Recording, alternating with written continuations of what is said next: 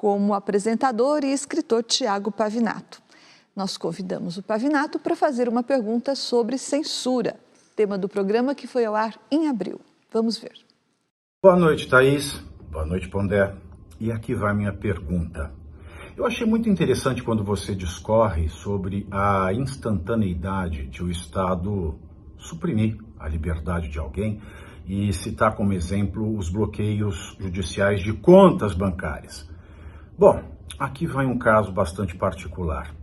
Um juiz do Estado, um magistrado, um desembargador, ele absolveu, em grau de recurso, um senhor que havia sido preso por estar no seu carro praticando sexo com uma menina de 13 anos.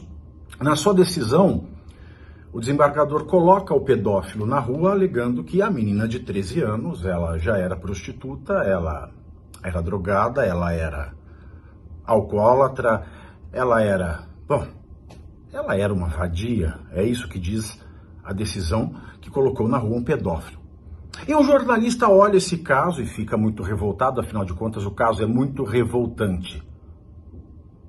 E o juiz, esse desembargador, processa o jornalista, que eu não vou dizer quem é.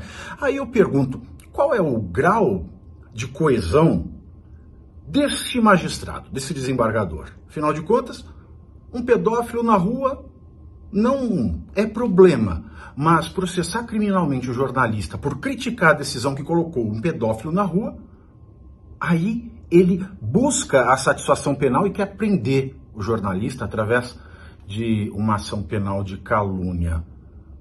Isso é falta de, como é que eu posso dizer, equidistância? É falta de parâmetros?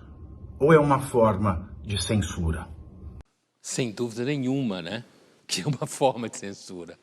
Só que é uma forma de censura que eu acho que a pergunta dele é muito bem-vinda, porque é a forma de censura que está se instalando paulatinamente no Brasil, e às vezes até com palmas de setores inteligentes da sociedade, porque o que está em questão aqui é o seguinte, essa situação que ele descreveu, então esse desembargador, o que for, ele avalia que a menina, mesmo com 13 anos, já era prostituta, então, portanto, o sujeito podia fazer o que quisesse com ela e não pune o pedófilo. Agora, quando o jornalista o critica, então ele quer punir o jornalista, quem sabe prendê-lo por calúnia, aplicar uma multa, né? Há que se perceber, há que se pensar o seguinte, quando alguém resolve de alguma forma processar você, mesmo que esse processo não venha a contento, no sentido de você ser condenado, um jornalista, por exemplo, que é alguém que provavelmente não é rico, já destrói a vida da pessoa. Porque ele vai ter que correr atrás de um advogado, e normalmente advogados que lidam com esses assuntos são advogados muito caros, certo? Então, isso já vai pôr em risco o cotidiano dele, vai pôr em risco, digamos, a sanidade cotidiana dele para realizar o trabalho. Então, esse tipo de censura, que eu acho que é claramente a censura, e que o que está no foco, na realidade, é o poder absoluto desse agente do Poder Judiciário que ele descreveu. É isso que está no foco, quer dizer, você não pode fazer nenhuma crítica a esse agente judiciário, porque senão ele vai e te processa, te condena, sei lá, ele acusa você de calúnia. E isso está virando brincadeira, né? Eu digo brincadeira de forma irônica, porque assim, daqui a pouco no Brasil, de repente, você pode processar um veículo de mídia por conta de uma entrevista que ele fez com uma pessoa e a pessoa falou alguma coisa e aí você processa o veículo.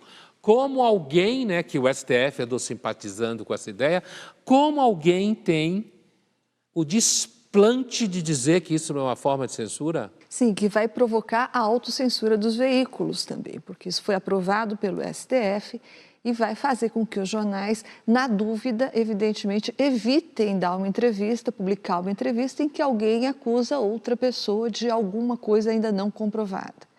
Nesse caso, por exemplo, eu lembro, Pondé, a gente não teria, se essa lei tivesse em vigor lá nos idos do Fernando Collor, do governo Fernando Collor, ele poderia ser presidente, não é? Até hoje, sei lá, porque se lembra, a revista Veja publicou uma entrevista do irmão dele, Pedro Collor, falando do esquema de sustentação dele pelo empresário PC Farias.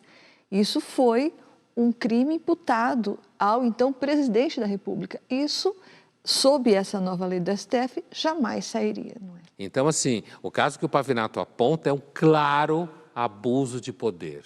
E o que está acontecendo em vários níveis do Poder Judiciário no Brasil é um claro abuso de poder. E não tem freio, né?